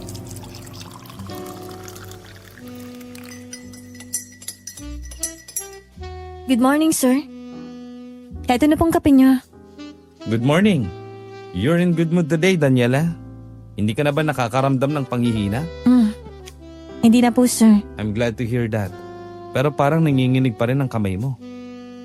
Wala po ito sir. Siguro dala lang ng lamig ng aircon. Okay. Lumapit ako sa kanya nang may matamis na ngiti. Pilit itinatago ang panghihina ng aking tuhod. Ngunit sa pag-abot ko ng kape niya, bahagyang tumaas ang manggas ng suot kong blazer. Doon ay nalantad ang aking braso na puno ng itim na pasa at sariwang kalmot na tila nagnanaknak na sa dila. Ano to, Daniela? Bakit puno ng marka ang braso mo? Wala lang po ito sir. Nagasgas lang po ako sa bahay kagabi. No, hindi to galos. Parang kalmot to. Kailan pa tong mga to? May mga pasaka rin, no? Bakit hindi mo sinabi sa akin? Sir, nasasaktan po ako. Bitawan niyo ako.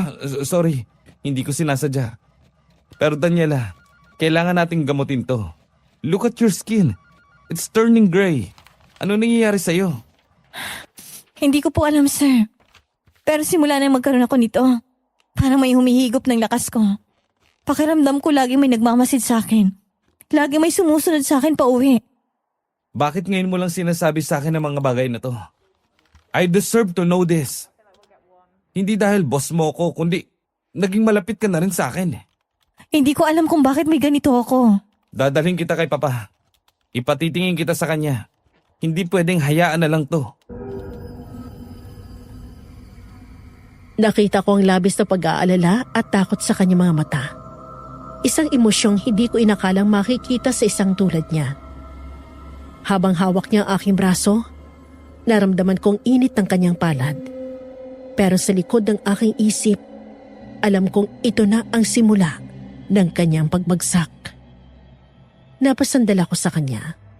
Pilit na kumukuha ng lakas, habang ang aking isip ay abala sa paghabi ng susunod na patibong na tuluyang sisilo sa kanya. Pero nabahiran din ako ng duda sa kanya. Ang pag-aalala sa mukha niya ay hindi ko malaman kung totoo o bahagi lamang ng kanyang mapandinglang na katauhan. Hinayaan ko siyang alalayan ako papunta sa kotse at pinaandar niya ngayon papunta sa kanilang bahay kahit na oras pa ng trabaho. Daniela, hold on. Malapit na tayo sa bahay. My father, Manuel. He's a doctor. Alam niya ang gagawin niya sa mga markang yan eh. Sir, pwede naman pong sa ospital na lang. Huwag na po sa inyo, nakakahiya. No, hindi normal ang mga sugat na yan. My father's the only one I trust with this. Hindi ko hayaang lumala yan. Bakit? Bakit niyo po ito ginagawa? Sekretaryan niyo lang naman ako. Kasi gusto ko. Basta magtiwala ka na lang sa akin. Hindi na ako nakasagot. Pagdating namin sa isang malaking mansyon na napapalibutan ng matatayog na pader, agad akong binuhat ni Martin patungo sa kanyang kwarto. Doon, sinalubong kami ng isang matandang lalaki na may maotoridad na tindig, si Sir Manuel. Papa, tingnan mo ang mga braso niya. Ika mo siya sa kamo, Martin. Hayaan mong tingnan ko. Sir Manuel, ayos lang po ba ako? Huwag kang matakot, Iha. Titignan ko muna bago ko sabihin ang bagay na yan. Inilatag ni Manuel ang kanyang mga kagamitan. Inaasahan kong may ilalabas siyang stethoscope o eringgilya. Ngunit kumuha siya ng isang maliit na bote na may itim na likido at isang kakaibang bato. Habang sinusuri ang aking braso, nagpalitan sila ni Martin ng makahulugang tingin. Isang tingin na puno ng seryosong babala at tila may itinatagong sikreto. Martin, lumuwas ka muna. Kailangan kong katahimikan. But Papa, I want to make sure. Labas. Alam ko ang ginagawa ko. Spiritus malos resede abhak muliere. Pervertutem antiquam exe atramento. Sir, ano pong binubulong niyo? Latin ba yan? Bakit ganyan kayo manggamot? Pasensya na, Iha. Mas naniniwala ako sa tradisyonal na paraan. Limitado lang ang siyensya. Pero ang sinaunang karunungan ay walang hanggan. Custodi animam redeme carnem. Parang umiinit ang braso ko, sir. Mainit po. Tandaan mo ang init na yan, Daniela. Iyan ang lumalaban sa dilim na kumapit sa iyo. Huwag kang kagalaw. Vade retro, maledictio. Sa bawat salitang Latin na binibigkas niya, tila may humihila sa aking kalamnan. Gusto kong sumigaw, pero tila may pumipigil sa aking lalamunan. Nakita ko ang mga pasang ubi na tila gumagalaw sa ilalim ng aking balat, papunta sa direksyon ng kanyang kamay. Hindi ko maipaliwanag ang nararamdaman ko habang pinapanood si Sir Manuel na itabi ang kanyang mga gamit matapos niya akong gamutin sa kakaibang paraan. Ang silid ay nababalot ng amoy ng kung anong sunog na dahon at ang kakaibang amoy ng itim na likidong ipinahid niya sa aking braso. Unti-unting humuhupa ang hapdi, pero ang kaba sa dibdib ko ay tila lalo pang bumibigat. Tumingin ako sa matanda. Naghahanap ng kasagutan na alam kong hindi basta-basta maibibigay ng kahit na sinong doktor sa syudad. Daniela, Iha, maayos na ba ang pakiramdam mo? Medyo po, Sir Manuel. Pero hindi ko pa rin maintindihan ang lahat. Daniela, magiging tapat ako sa iyo. Maniniwala ka ba kung sasabihin kong isa akong albularyo at hindi totoong doktor? Sir Manuel naman, nagpapatawa po ba kayo? Sa yaman yung yan, albularyo. Wala pong albularyong mayaman at nakatira sa ganitong mansyon. Doon ka nagkakamali, Iha. Ang yaman ay hindi basihan ng tungkulin sa mundong ito. Pinili kong mamuhay ng ganito para maprotektahan ang pamilya ko at ang mga tulad mo. Anong ibig niyong sabihin na protektahan ako? Ano ba talaga nangyari sa akin? Saan ko po nakuha ang mga to? Minarkahan ka, Daniela. Ang mga kalmot at pasangyan sa braso mo ay marka ng isang masamang aswang. Pinili ka na niya para maging susunod na biktima. Po, marga ng aswang? Ibig niyong sabihin ako nang susunod? Oo. At hanggat hindi natatanggal ang sumpang yan, susunod at susundan ka niya hanggang sa makuha niya ang gusto niya. Pero bakit ako? At kung albularyo pala kayo, bakit hinayaan yung mangyari to? Bakit kayo pinupuntirya ng mga aswang kung may kakayahan kayong lumaban? Bakit wala kayong magawa laban sa kanila?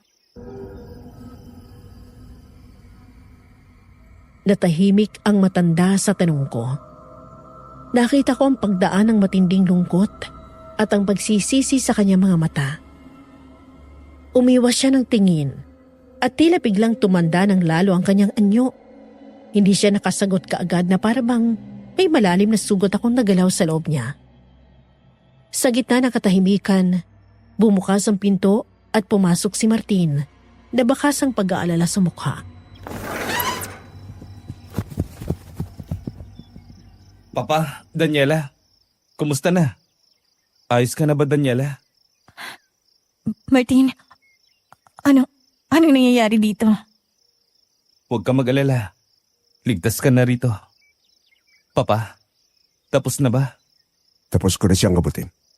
Ipinaliwanag ko rin sa kanya ang nangyari. Maiwan ko na kayong dalawa rito. Daniela, makinig ka sa akin. Hindi mo na alam ang pinapasok mo rito. Mas mabuti pang bukas na bukas din. Mag-file ka na ng resignation. Resign? Bakit? Sir Martin, dahil lang ba sa sugat na to? O dahil may mga bagay kayong ayaw niyong malaman ko? Hindi sa ganun. Delikado nang manatili ka rito sa Maynila. Lalo na sa paligid namin. Umuwi ka na sa probinsya niyo. Doon, malayo ka sa panganib. Magpapadala ko ng sapat na pera para sa pamilya mo. Sapat na para hindi ka na magtrabaho habang buhay. Pera? Akala niyo ba perang habol ko kaya ako nandito?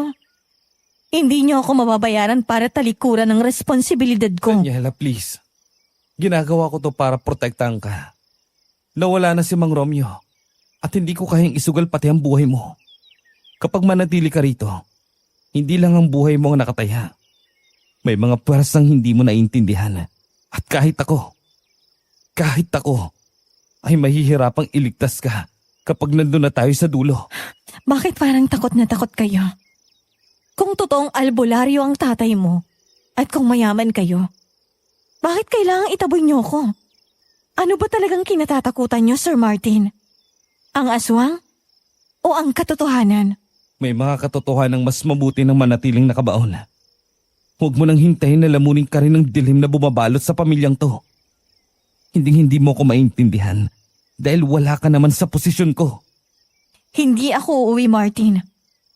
Hindi ako aalis ng Maynila nang walang dalang katotohanan. Dumating ako rito nang may hinahanap. At hindi ako titigil hanggat hindi ko yung nakikita.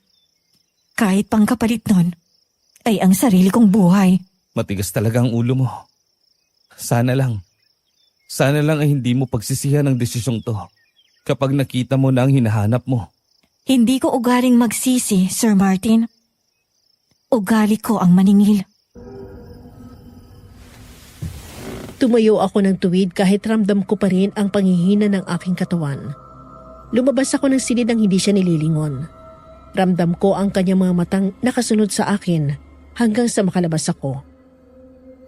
Mabilis na lumipas ang mga araw sa kabila ng mga babala ni Sir Manuel at ang tensyong namamagitan sa amin ni Martin, pinili kong manatili. Kailangan kong malaman kung nasaan ang ate ko. Kung ang mundong yon ay puno ng mga aswang at lihim, hindi ako aalis hanggat hindi ko nahahanap ang hustisya. Pero ang gabing ito ay tila may dalang ibang klaseng bigat. Lampas 8:00 na kami natapos sa opisina at ang katahimikan sa paligid ay nakakabihi. Daniela, mauna ka na. Kumuha ka na lang ng taxi. Bakit? Akala ko pa ihahatid niyo ako. Gabi na, sir. Sabi niyo delikado. May kailangan lang akong puntahan. Importante. Sa sementeryo ang tuloy ko. Huwag mo na akong tanungin kung bakit. Basta umuwi ka na kaagad at mag-ingat. Sementeryo? Ganitong oras? Sir Martin, anong gagawin niyo dun? Personal na bagay, Daniela. Sige na. Mauna na ako. Mag-text ka sa akin kapag nakauwi ka na. Pinanood ko siyang sumakay sa sasakyan niya. Ang bilis ng tibok ng puso ko. Mabilis akong pumara ng taxi na dumaan sa harap ko. Hindi ko alam kung anong gagawin niya sa sementeryo gayon 10 oras na ng gabi. Kaya agad akong pumara ng taxi para pasundan ang sasakyan niya. Nainis pa ang driver dahil binigyan ko pa raw siya ng obligasyon. Alam ko naman daw marami sasakyan. Kaya sinabi ko na lang na sa pinakamalapit na sementeryo niya na lang ako dalhin. Pagdating sa sementeryo, binayaran ko agad ang driver at bumaba. Ang dilim ng paligid. Ang tanging liwanag lang ay ang mga streetlight sa gilid ng kalsada at ang malamlam na buwan. Nagsimula ako maglakad. Pilit na hinahanap ang pamilyar na hubog ng katawan ni Martin. Hanggang sa marating ko ang isang liblib na bahagi ng Memorial Park. Doon, may isang lalaki nakaluhod sa harap ng isang puntod. Pero nakakapagtakang nakapambahay na siya. Naka-shorts lang siya at puting t-shirt. Malayo sa suot niyang suit nung kasama ko pa siya sa opisina.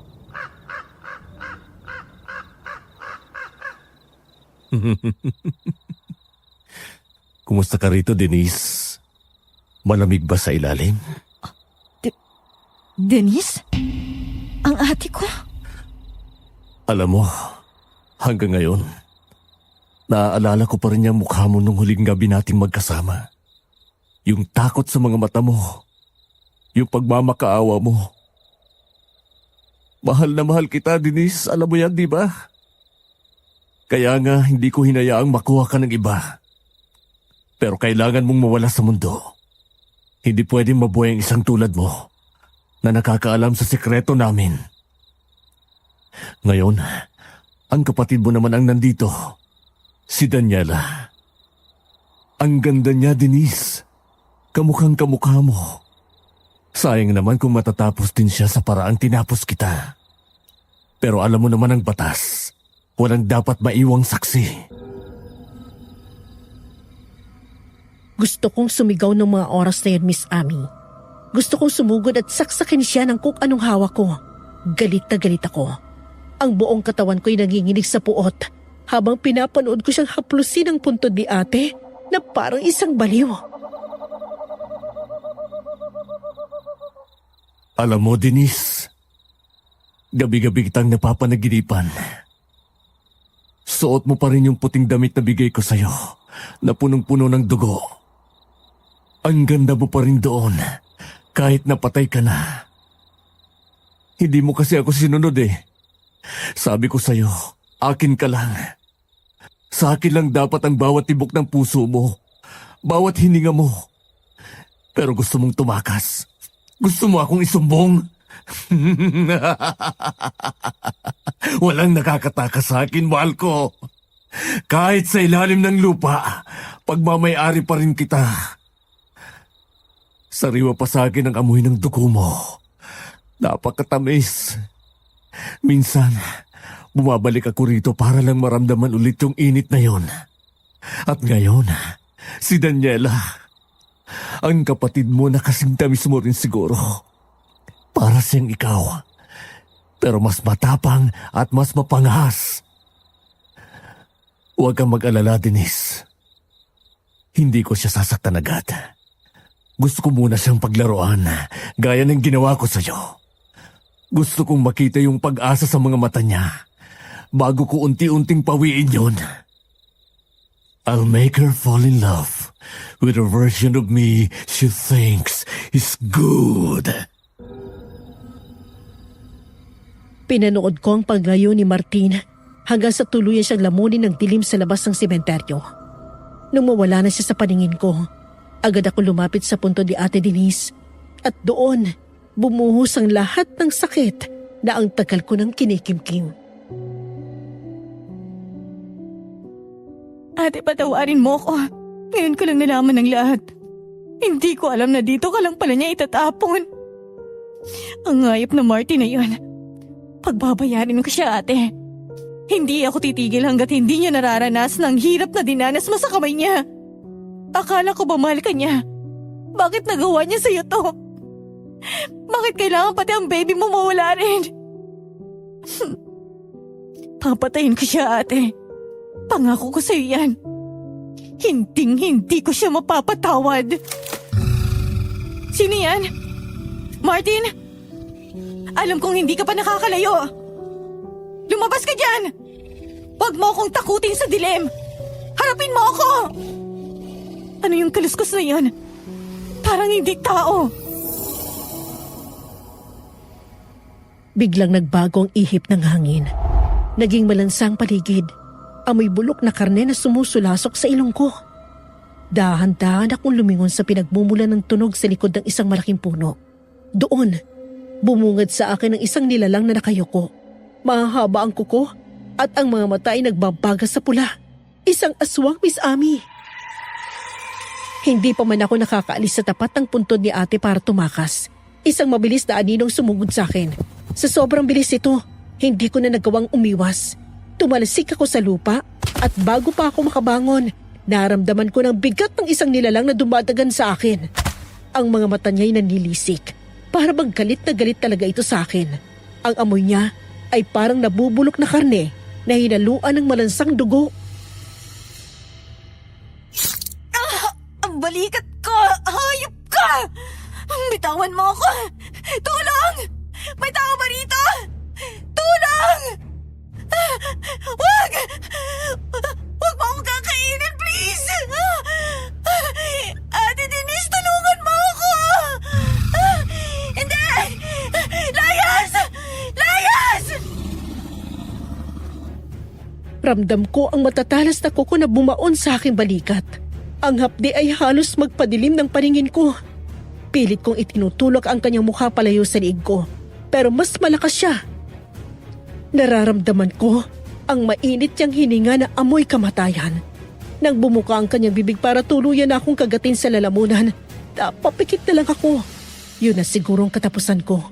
Mamamatay akong hindi man lang nakakapagiganti para kay ate. Pero bago pa man bumaon ang kanyang mga ngipin, isang malakas na putok ang bumasag sa katahimikan ng gabi. Lumayo ka sa kanya! Sir Marty! Daniela, tapa! Huwag kang gagalo dyan! Sabi ko sa'yo, huwag mo siyang papakialaman! Hayop ka! Subukan mong lumapit muli. Papasabugin ko ang bungo mo! Sa isang iglap, nawala ang bigat na dumadagan sa akin. Nakita ko si Martin na nakatayo, ilang metro ang layo, hawak ang isang baril. Ang aswang ay nabibinipit sa lupa, tinamaan sa tagiliran. Ang dugo nito na kulay itim ay humahalimuyak sa hangin. Pero hindi tumigil si Martin. Mabilis siyang lumapit at muling nagpaputok habang pilit na sumusugod ang halimaw. Ano? Hindi ka pa ba titigil? Gusto mo bang ubusin ko ang bahala na to sa puso mo? Umalis ka na! Ngayon din! Sir Martin, ang sakit! Saglit lang, Daniela. Huling babala na to. Umalis ka na! Daniela, Diyos ko. Daniela, ayos ka lang ba? Akala ko katapusan ko na. Tumingin ka sa akin. Huwag kang pipikit. Malalim ang kalmot mo pero hindi ito nakakamatay.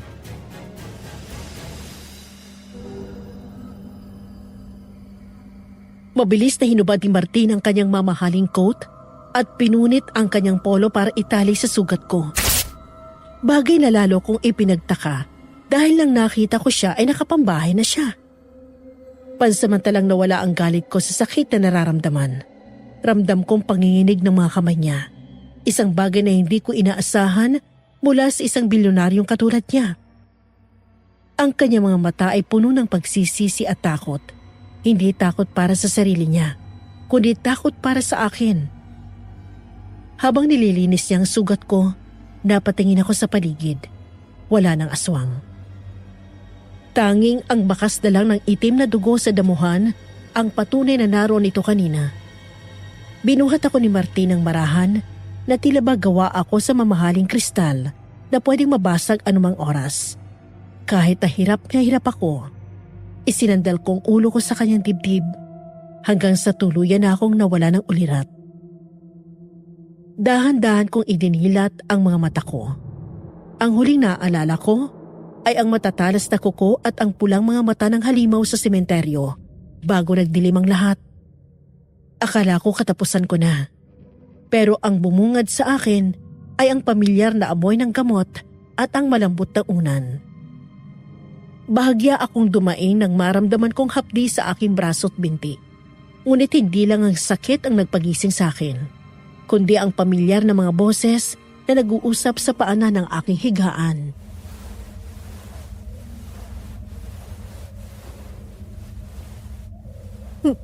Nasaan ako? Salamat sa Diyos at gising ka na, Daniela. Huwag ka munang masyadong kumalaw. Malalim ang mga kalmot na nakuha mo. Isang buong araw ka tulog, Daniela. Akala namin hindi ka na magigising dahil sa dami ng dugong nawala sa iyo. Isang buong araw? Ibig sabihin gabi na naman? Oo.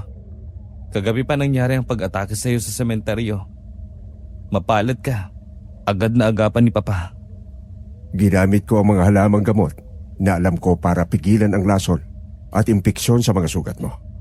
Pero kailangan mo pa rin magpahinga ng maayos. Anong ginagawa mo sa sementeryo ng ganong oras? Binalak po bang sundan ako? Alam mo kung bakit. Huwag ka nang magpanggap.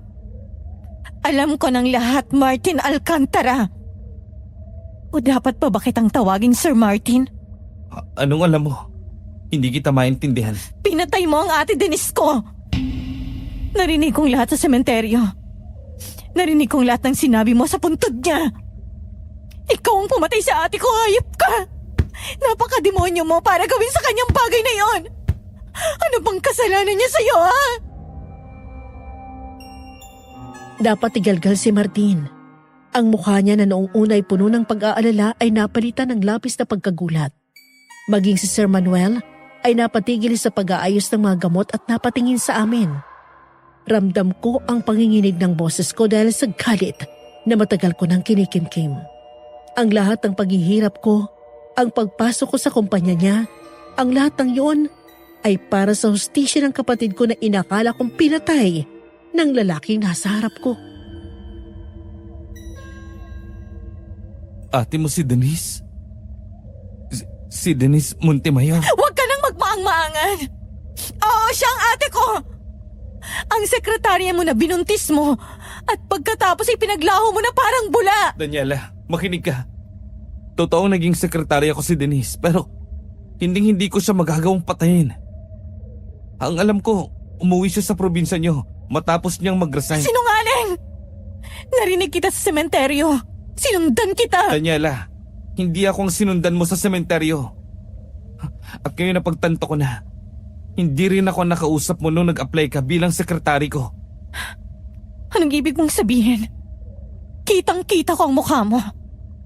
Sino pa bang kamukha mo rito? May kakambal ako, Daniela. Si Marcos. Siya ang taong tinakwil ng pamilya namin dahil sa kasamaan niya. Dahil masyado siyang naging ganid sa kapangyarihan.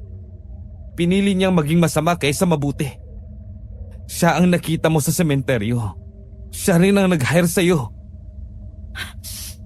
Kambal? Napaka-cliche naman ang rason mo, Martin. Sa tingin mo ba, maniniwala ako sa ganyang palusot? Hindi ako nagpapalusot.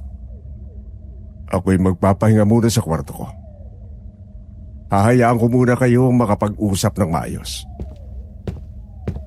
Eto, tingnan mo. Kami to ni Marcos nung mga bata pa kami. Pero, bakit parehong-pareho kayo? Dahil kambal nga kami. Pero magkaiba ang kaluluwa namin. Si Marcos ang gumagawa ng lahat ng kasamaan sa ate mo. Hindi. Hindi maaari.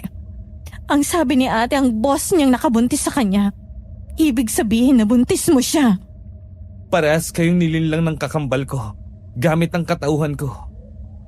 Si Marcos ang gumawa niyan, Daniela. Nung nalaman kong buntis si Denise at nalaman kong si Marcos ang may gawa, kinausap ko siya.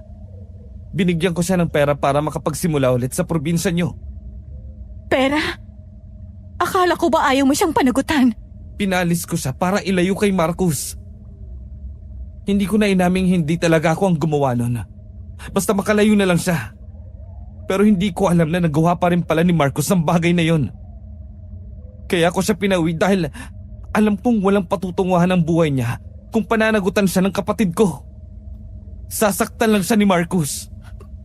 At nangyari nga ang bagay na kinakatakot ko. Hindi! Hindi siya nakauwi sa amin, Martin! Pinatay siya! Pinatay siya ng kambal mo! Buong akala ko ikaw may gawa. Kaya ako pumunta rito para pagbayarin ka. Tapos malalaman ko tong mga to. Siya yung nakalibing dun sa buntod. Kinausap siya ni Marcos ng kambal mong demonyo.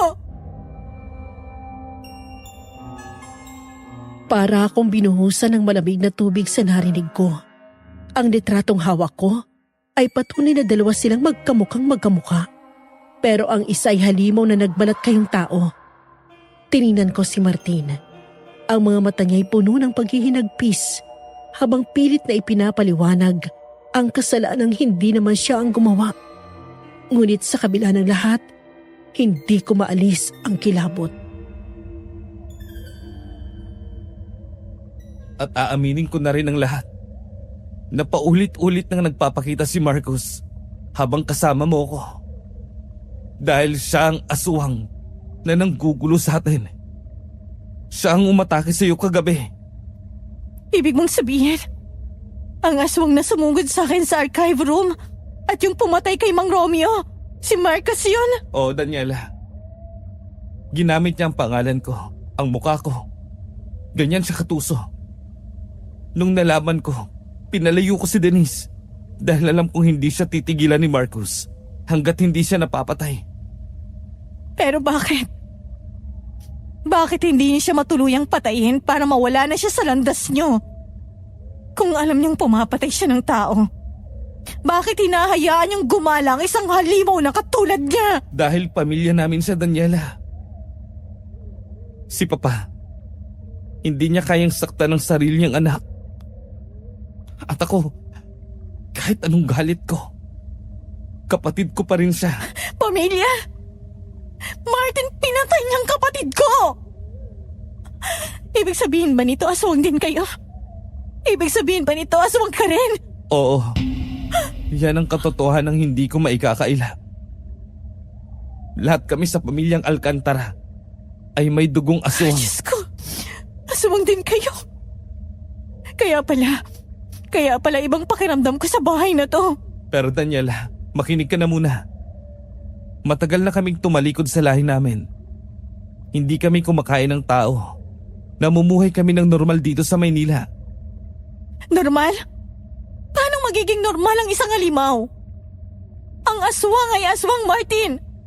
Pinagtakpan niyo ang krimen ni Marcos dahil kalahin niyo siya. Hindi sa ganon. Sinubukan namin siyang pigilan. Pero mas pinili niyang sundin ang gutom niya.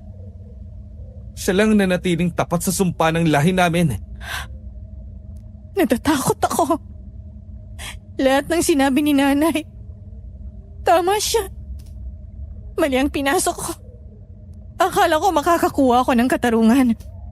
Pero napunta ako sa gitna ng mga halimaw. Hindi kita sasaktan, Daniela. Ipinapangako ko sa'yo. Kahit anong mangyari, poprotektahan kita laban kay Marcos. Paano ako maniniwala sa iyo? Paano ako magtitiwala sa katulad mo kung nawala ang kapatid ko nang dahil sa inyo? Hindi ko na mapigilan ang paghagulhol. Ang galit na baon ko mula sa probinsya ay nahaluan ng matinding takot na noon ko lang naramdaman. Tumingin ako sa pinto. Gustong gusto kong tumakbo. Pero alam kong kahit saan ako magpunta, abot kamay nila ako. Ang mundong akala ko'y sibilisado ay pinamumugaran pala ng mga nilalang na dati ay sa kwento lang nagbibigay ng sindak sa akin. Halos mawalan ako ng malay sa bilis ng mga pangyayari. Ang bawat salita ni Martin ay tila mga saksak sa puso ko. Pero hindi pa ako nakakabawi sa pagkabigla ng isang nakakangilong sigaw ang umalingaw-ngaw mula sa itaas.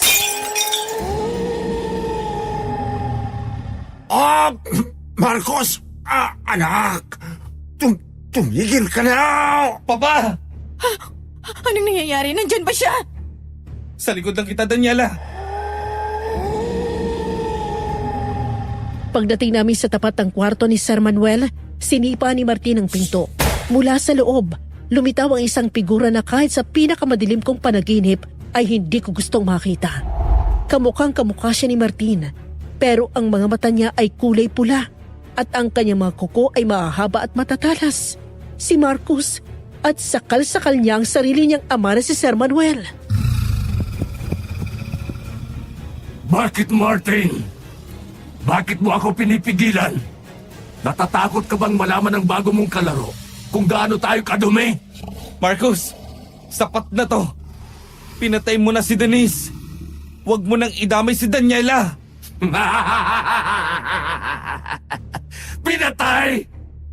Pinatay ko siya dahil kahit sa huling sandali, pangalan mo pa rin ang tinatawag niya.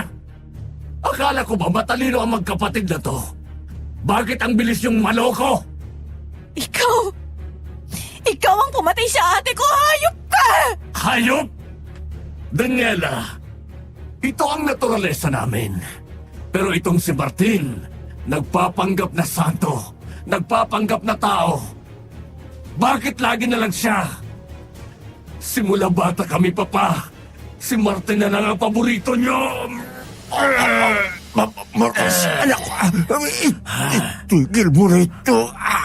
Huwag niyo akong tawaging anak.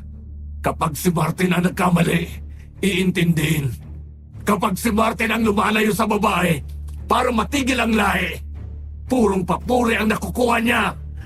Pero kapag ako ang nagugutom, kapag ako ang sumusunod sa dugong nananalaytay sa atin, ako ang masama! Marcos, hindi sa ganon. Gusto lang namin ng kapayapaan. Kapayapaan o kasinungalingan?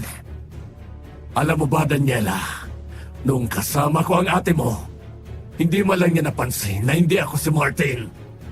Ang bilis niyang malinlang. Ang suot ko, ang pananalita ko, ang bawat galaw ko. Ginaya ko ang pinakapaboritong anak para lang makatikim ng pagmamahal na sa kanya lang ibinibigay. Ginamit mo siya! Ginamit mo mukha ni Martin para saktan ang ate ko! At nag-enjoy siya, Daniela. Hanggang sa naramdaman niya ang kuko ko. Hanggang sa nalaman niyang hindi pala pag-ibig ang nahanap niya, kundi kamatayan! Gusto kong sumugod. Gusto kong saksakin si Marcos ng kahit anong mahahawakan ko. Pero bago pa ako makagalaw, mabilis siyang lumapit kay Martin at hinawakan ito sa leeg. Ang lakas niya ay hindi pang tao. Nakita kong paghihirap sa mukha ni Martin. Ang kanyang sariling kapatid ay handang kitlan siya ng buhay dahil sa inggit at gutom. Gusto mong matigil ang lahi natin, di ba, Martin? Kaya ayaw mong mag-asawa. Kaya lumalayo ka sa mga babae. Pwes, uunahin kita para wala nang magpapatuloy ng kabanalan mo! Marcos, wag! Pamilya tayo. Magkapatid tayo. Kambal tayo. Pamilya? Wala akong pamilya. Ang meron lang ako ay gutom. Matagal ko na kayong kinalimutan matapos niyo akong itakwil. Nanginginig ang buong pagkatao ko habang nakasandal sa malamig na pader ng kwarto ni Sir Manuel. Ang bawat salitang lumalabas sa bibig ni Marcos ay tila laso na humahalo sa hangin. Nakita kong paghihirap sa mukha ni Martin. Ang pagsisikap niyang huwag saktan ng sariling kapatid kahit na halos mamatay na siya sa sakal nito. Pero si Marcos, wala siyang bakas ng awa. Ang tanging makikita sa mga mata niya ay ang apoy ng inggit na matagal nang nagnanaknak sa loob niya. Akala mo ba hindi ko alam, Martin? Akala mo ba, hindi ko nararamdaman ang tingin sa atin ni Papa? Tuwing titingin siya sa akin, parang nakakakita siya ng dumi. Pero kapag sa'yo, para kang ginto na kailangang ingatan! Hey! Marcos, hindi totoo yan. Mahal ka ni Papa. Mahal! Mahal ba yung ikinukulong ako dito sa dilim tuwing kabilugan ng buwan? Habang ikaw ay pinapayagang lumabas at makisalamuha sa mga tao? Bakit? Dahil ba kaya mong pigilan ang gutom mo? Dahil ba mas mukha kang tao kaysa sa akin? Marcos, anak. Ginawa ko lang yun para protektahan ka. Para hindi ka makagawa ng kasalanan. Proteksyon! Baka kahihiyan! Ikinahiyan niyo ako. Ikinahiyan niyo ang tunay nating anyo. Anong mali sa pagkain ng laman kung ito ang naturalesa natin? Ito ang ibinigay sa atin ng mga ninuno natin, pero tinanggihan nyo. Pinilit yung maging sibilisado sa gitna ng mga pagkain naglalakad. Hindi pagkain ng ate ko! Tao siya, Marcos! Tao siya na may pangarap!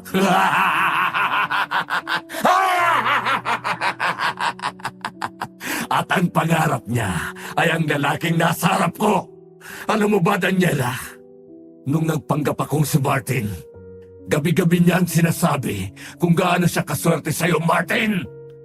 Na ang bait mo raw, na ang yaman mo na, pero napaka-humble mo pa rin. Habang ako, nasa loob ng katauhang yon, nandidiri sa bawat salitang naririnig ko.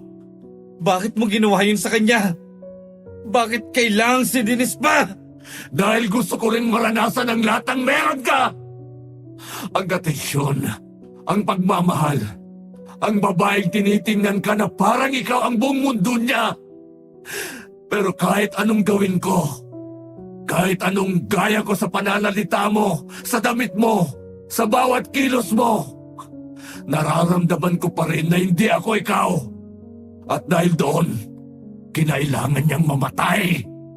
Kung hindi ko siya pwedeng makuha bilang ako, wala ring makakakuha sa kanya! Hindi ko na napigilan ang sarili ko. Ang galit na kanina pa kumukulo sa dibdib ko ay sumabog na.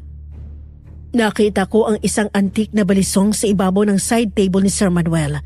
Mabilis ko itong dinampot at buong lakas na isinaksak sa likod ni Marcos. Pero nanlaki ang mga mata ko nang marinig ko ang tunog. Hindi ito tunog na tumatagos na talim sa laman. Para itong tumama sa matigas na bato o bakal. Lumingon sa akin si Marcos, dahan-dahan, at ang ngisi sa labi niya mas lalong lumapad. Ang balisong ay tila nayupi lang sa tigas ng balat niya.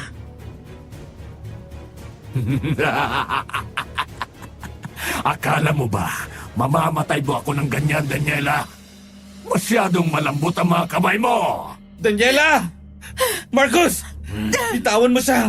Ako ang harapin mo! Haharapin talaga kita, Martin! At pagkatapos niyo, di Papa, isusunod ko ang babaeng ito. Tatapusin ko ang pangarap mong matigil ang lahi natin sa pamamagitan ng paglayo sa mga babae. Kung ayaw mong magpalahi, pues, uubusin ko na lang lahat ng mahalaga sa'yo! Marcos, tama na. Huwag mong hayaang gawin ko sa iyo ang bagay na matagal ko nang pinipigilan. Anak, umaasa pa rin akong magbabago ka. Kaya please, kung gusto mong maayos ang lahat ng to, tumigil ka na. Kung hindi mapipilitan akong gamitin sa iyo to! Ano yan, Papa? Gagamitan mo ako ng baril? Alam mong hindi tumatagos ang bala sa atin. Nakalimutan mo na ba? Hindi ito ordinaryong bala, Marcos. Ito ang balang itinago ko ng 3 dekada. Ang balang ipinangako ko sa sarili ko na hindi ko gagamitin sa kahit kanino sa inyo. Papatawan mo ako ng kamatayan para sa isang tao? Pinili namin tumalikod sa lahi. Para hindi ka maging halimaw, Marcos. Pero ikaw, mas masahol ka pa sa anumang hayop. Sinira mo ang buhay ng maraming tao dahil lang sa inggit. Ako ang nagbigay sa iyo ng buhay. Kaya ako rin ang tatapos nito! Hindi mo kaya! Mahina ka, Papa!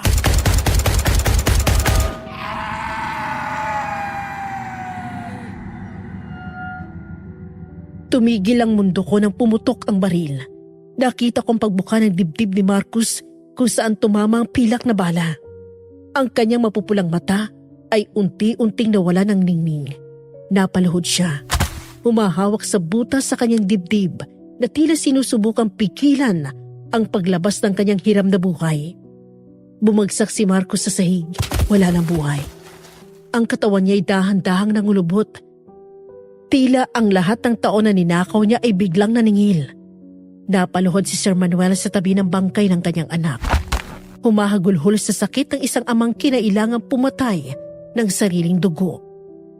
Nilapitan ako ni Martin, duguan at sugatan, at niyakap ako ng mahigpit. Pero kahit tapos na ang laban, ang lamig sa puso ko hindi nawala. Nanatili ang katotohanang ang mundong ito ay puno ng mga lihim na mas nakakatakot pa sa kamatayan. Lumipas ang mga araw na tila isang mahabang bangungot na ayaw matapos. Inilibing si Marcus sa isang pribadong lugar, malayo sa mapanghusgang mata ng mundo. Habang nakatayo kami ni Martin sa bintana ng building, pinagmamasdan ang unti-unting paglubog ng araw. Naramdaman ko ang bigat ng lahat ng aming pinagdaanan. Wala nang takot, pero ang sugat sa puso ko para kay Ate Denise ay mananatiling pilat na magpapaalala sa akin ng katotohanan.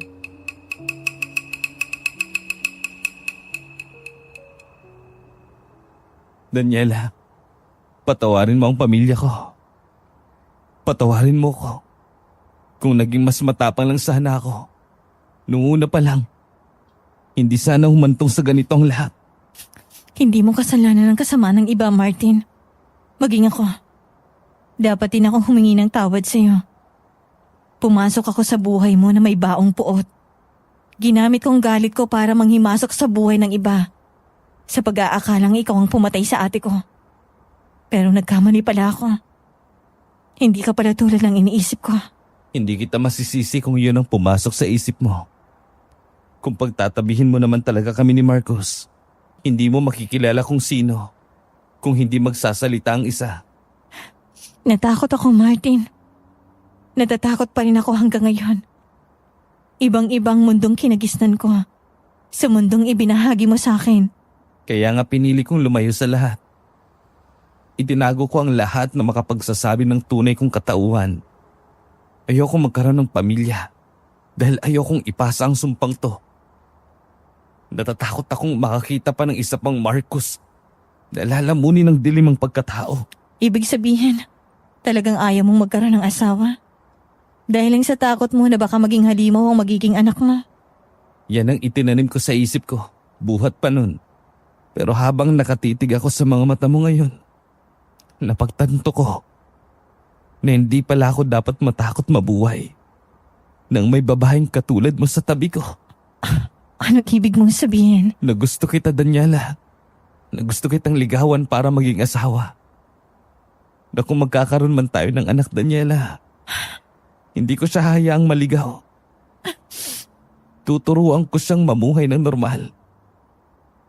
Tuturuan ko siyang mas pahalaga ng pagiging tao kaysa sa dugong aswang na dala niya. Sigurado ka ba? Hindi ba ito isa na namang panganib? Ang laki rin ng naging kasalanan ko sa iyo dahil sa pambibintang ko. Hindi na yun mahalaga sa akin. Sa piling mo, naramdaman ko na posible palang maging malaya kahit may sumpa.